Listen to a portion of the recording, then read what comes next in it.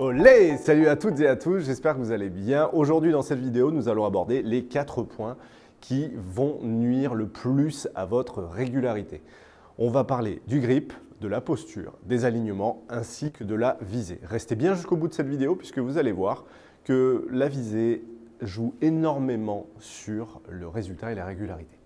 Nous allons commencer tout de suite par le grip et son incidence. Le grip. Alors le grip, on entend beaucoup parler de ce truc-là, mais en même temps, n'oubliez pas que c'est la seule chose qui vous relie directement au club. Il va avoir une incidence directe sur l'orientation de la face au moment de l'impact. Pour faire très simple, un bon grip, qu'est-ce que c'est? Eh bien en fait, il n'y en a pas un, il y en a plein. Il y en a plein de bons grips, il faut juste qu'ils soient adaptés, répétables et cohérents. Pour faire très simple, en gros, gardez à l'esprit que si on vient coller directement, vous voyez, pouce et index comme ceci, ça forme des lignes. Ces lignes doivent être plutôt parallèles de préférence, plutôt qu'en opposition. Et pour faire simple, en gros, quand vous placez vos lignes, on peut essayer de trouver des points de repère. Là, par exemple, si je place ma main, le pouce parfaitement au-dessus, comme ceci, les 2 pouces parfaitement sur le dessus du grip, ce n'est pas forcément un grip qui me correspond. On voit que les lignes, en fait, vont directement vers mon menton. En gros, lorsque celle-ci pointe plutôt vers mon épaule droite, eh bien, en fait, ça va m'aider à envoyer la balle plutôt vers la gauche. Si au contraire, elle pointe plutôt à gauche de mon menton, ça va nous aider à envoyer la balle plutôt à droite. Donc, on va regarder ça. L'idée, encore une fois, c'est de trouver votre grip, le grip qui est le plus cohérent pour vous. Et ça, déjà, c'est le premier point à checker lorsque vous devez faire vos vérifs à chaque entraînement. J'ai mis volontairement donc, le TrackMan qui est juste derrière avec la data en question qui est l'orientation de la face de club au moment de l'impact, face angle. C'est en degrés, donc ça va nous donner tout simplement l'orientation de la face de club par rapport à la cible initiale. On va essayer plusieurs grips. Le premier qui ne me correspond pas du tout, je vais venir positionner les mains beaucoup trop sur le côté gauche du manche et ça va avoir tendance, pour un droitier encore une fois, à ouvrir la face. C'est-à-dire que pour moi, c'est compliqué de pouvoir arriver à faire partir la balle en ligne à partir du moment où j'ai le grip du mauvais côté. On voit que là, pour le coup, la face de club était orientée 2,7 degrés à droite de la cible. Ensuite, on va volontairement mettre le grip trop à droite sur le manche. Donc ça aura tendance à refermer la face de club un petit peu trop. Donc là, même principe. On voit que la face de club est orientée 4 degrés à gauche. L'idée après, c'est d'essayer de trouver finalement un juste milieu. Bien souvent, on n'ose pas bouger les grips parce qu'on se dit « tiens, je ne suis pas confortable ». Ça, c'est normal en fait. C'est comme si moi, je montais dans votre voiture, je règle le siège à ma façon et je vous dis « allez, c'est parti, on va faire 400 km comme ça ». C'est très désagréable de changer un grip parce que c'est une habitude. Mais des fois, il faut impérativement pouvoir parfois un peu se faire mal, comme on dit. Mais le plus important, par contre, c'est d'être minutieux lorsque vous venez positionner vos mains. D'accord ? Donc si vous avez besoin d'avoir plus de détails sur le grip, on a fait une vidéo là-dessus, n'hésitez pas à aller la chercher donc, sur la chaîne. Donc l'objectif, c'est de trouver le vôtre de grip. Il n'y a pas de bon ou de mauvais grip, il faut juste trouver le vôtre. Ok, bon ça va. Pour ma part, j'ai tendance à essayer de faire sortir les balles un petit peu plus à droite pour qu'elles puissent revenir. Là, on ne va pas se mentir, elle est nickel.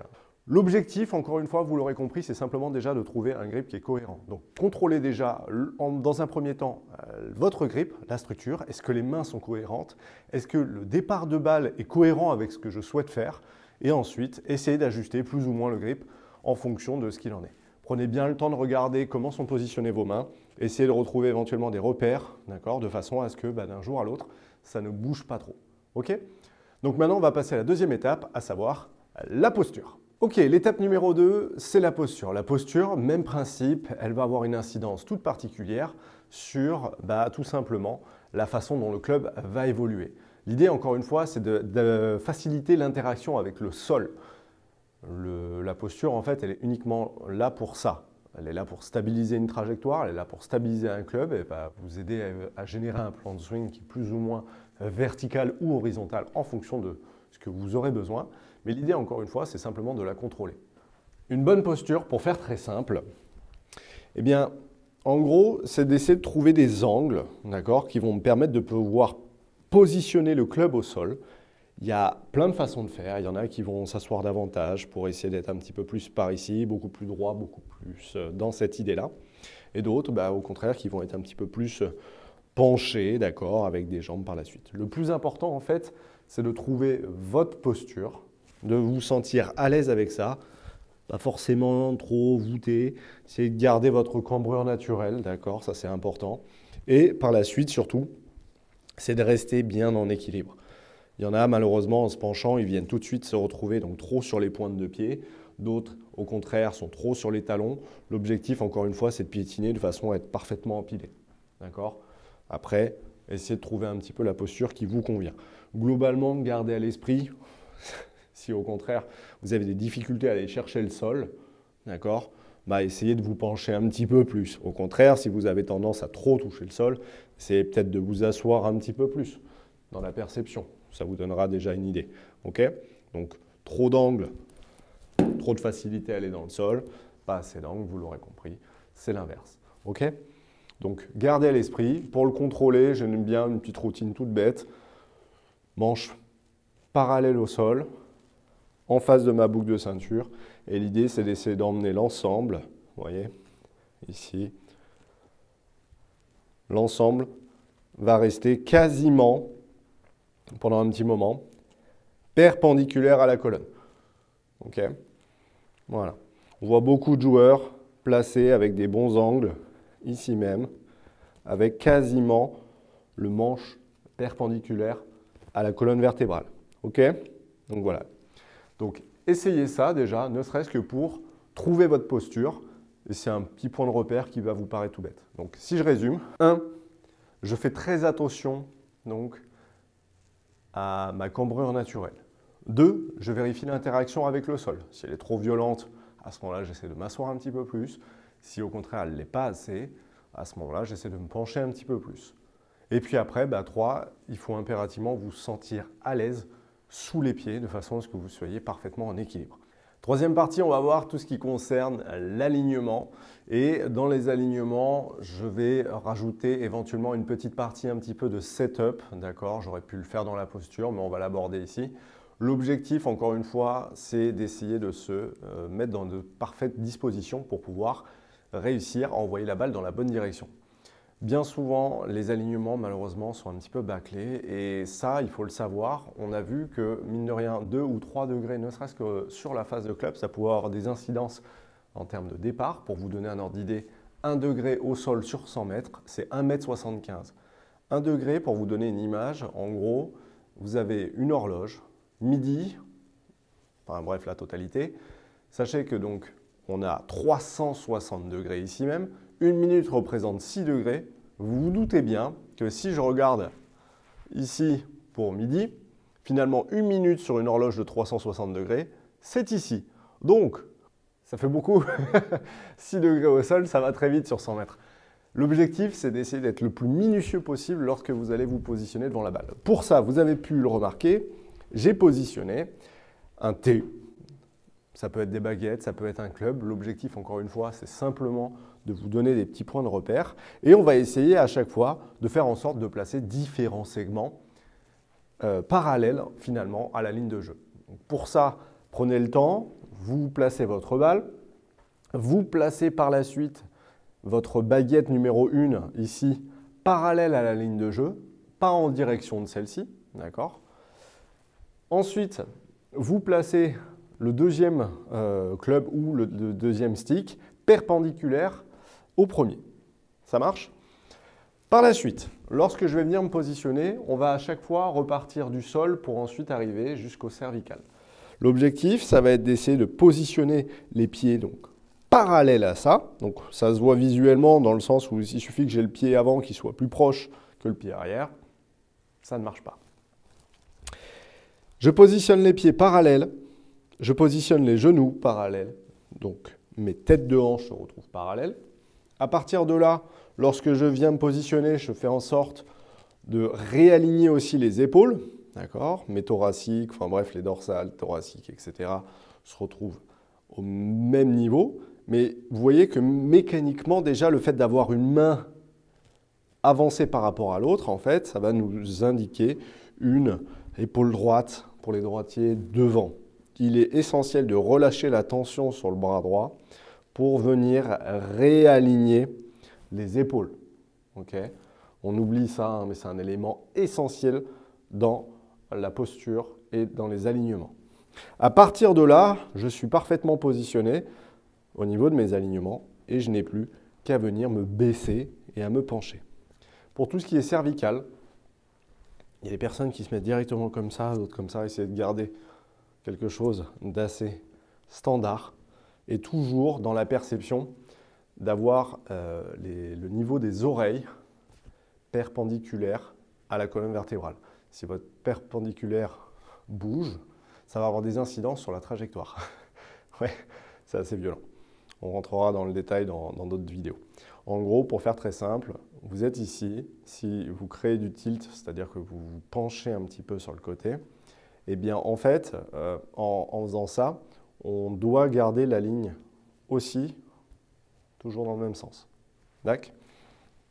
Je me place, je fais très attention à mon setup, pied, genou, tête de hanche, épaules, et ensuite cervicale et les yeux. Tout est parallèle. Ça marche? Ça, c'est très important de bien le concevoir lorsque vous venez vous positionner. Maintenant, pour reparler un petit peu de tout ça, là, vous le voyez d'un point de vue latéral. Maintenant, on va essayer de le mettre en front. Alors, pour repartir un petit peu de ça, lorsque je viens me positionner, on a vu que pied parallèle, genou parallèle, enfin, tout est parallèle. Il faudra aussi que je fasse très attention à la position de la balle, parce que très souvent, en fait, avec des balles qui se retrouvent devant, on a tendance des fois à se positionner un petit peu comme ça. Dans le cas inverse, un peu à l'arrière, vous voyez, on a tendance à tourner autour de notre colonne avec les épaules, et on se retrouve trop avec les épaules d'un côté comme de l'autre. Vous voyez? C'est rare d'avoir ça. Vous voyez ce que je veux dire? Mais par contre, on voit souvent ça et souvent ça. Du coup, faites très attention, soyez vigilant à la position de la balle. C'est plus une préférence, mais après, j'ai tendance à placer, on va dire, le club plutôt au milieu, la balle un tout petit peu à gauche. D'accord? Donc ça, après, vous faites vous comme vous le sentez. L'objectif, encore une fois, c'est d'obtenir de la régularité et de la consistance dans ce que vous êtes en train de produire. Je me place, je fais très attention à ça. Ok. Je réaligne tout. Hop. Et les cervicales avec. Et là, je suis plutôt bien positionné dans mon setup pour pouvoir obtenir des bons contacts et une bonne régularité. OK ? Du coup, faites très attention à vos alignements, regardez un petit peu les incidences que ça peut avoir, essayez de voir comment vous vous sentez le plus à l'aise, l'objectif étant de se rapprocher le plus possible du neutre. Okay ? Si vous avez besoin par la suite de bouger vos alignements pour créer d'autres trajectoires, ça encore une fois, c'est autre chose. Mais là, l'objectif, c'est de contrôler les fondamentaux de façon à ce que vous sachiez où est votre base, en fait, finalement. Maintenant, on va aller regarder la visée, parce que vous allez voir que la visée peut littéralement tout changer. C'est-à-dire que vous pouvez avoir un bon grip, vous pouvez être bien positionné en posture, vous pouvez avoir tous les bons alignements du monde.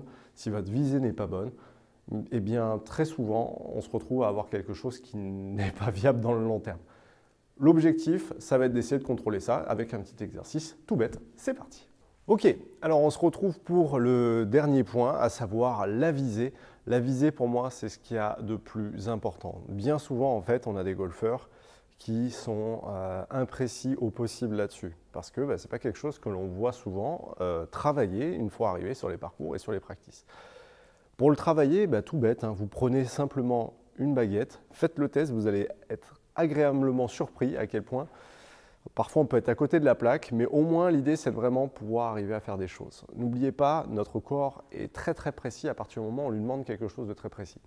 Un exemple, si vous prenez par exemple un pinceau et que derrière je vous dis écoutez, il faut simplement faire un espèce de trait sur une grande toile. Mine de rien, on va faire le grand trait, on va y aller un petit peu à l'arrache, mais par contre, avec ce même pinceau, si à un moment donné, je vous dis, tiens, on va juste faire un tout petit point à un endroit précis, votre niveau d'intensité, lorsque vous allez regarder quelque chose, va être beaucoup plus précis. C'est-à-dire que très souvent, on voit les pros dire, moi je veux viser le manche qui est dans le sac blanc, qui est derrière le fauteuil de droite. Eh bien, en fait, là, pendant que je suis en train de faire ça, je suis en train de focaliser mon attention sur quelque chose de très précis. C'est ce qui va m'aider à guider mes mains, c'est ce qui va m'aider à guider le club. Et on néglige en fait cette partie-là et on sous-estime en fait le pouvoir de la visualisation. Quand par exemple vous êtes devant un putt et que vous vous dites bah, celui-là, je ne peux pas le manquer, vous avez la perception de ça et donc bah, en fait il y a le trou et il n'y a rien d'autre dans votre champ de vision.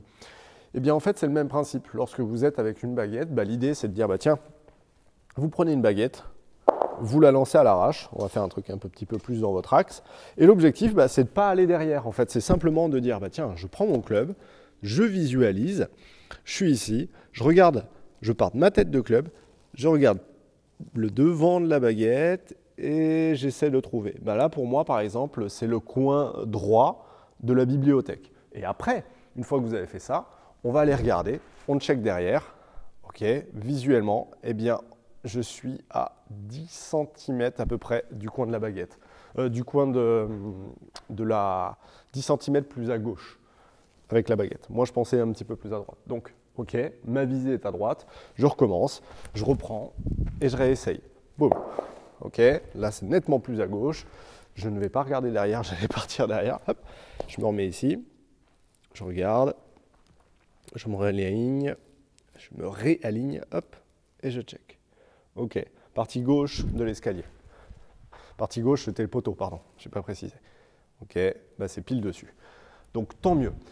Donc ça, c'est l'exercice très important à travailler. En fait, on ne la travaille jamais, cette visualisation.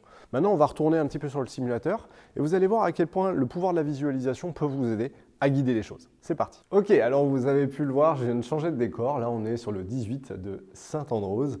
L'objectif pour nous, c'est vraiment d'essayer de voir la visualisation. J'aime beaucoup en fait cette image dans le sens où on a énormément de détails. On a des fenêtres, on a des miradors, on a des arbres, on a une petite tour en plein milieu qui est très sympathique et on a la possibilité de pouvoir visualiser en fait ce que l'on va viser. Pourquoi c'est hyper important de visualiser un point très précis? Parce qu'en fait ça va guider et l'idée un petit peu tout ce qui va se passer par la suite. En gros, là l'objectif ça serait d'essayer de faire en sorte que la balle puisse partir dans l'axe de cette tour ici même. La visualisation, en fait, au-delà même de l'alignement et toutes ces petites choses-là, ça va vous permettre par la suite de concentrer votre regard sur ce que vous souhaitez en termes de démarrage. Donc là, je regarde là où je veux aller et ensuite j'exécute. Donc elle tape partie gauche de la tour. Ok. On voit que la face de club est un tout petit peu à droite. Génial. Maintenant, on va refaire la même chose, mais cette fois-ci, juste ici. Vous voyez, donc là, la partie droite du bâtiment. Ok.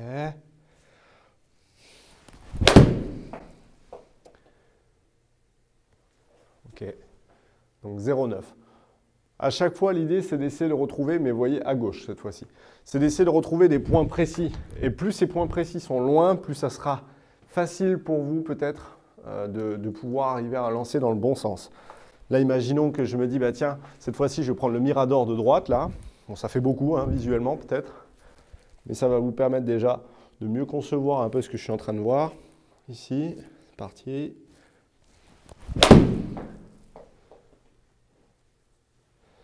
Ok, donc 4 degrés à droite, plus.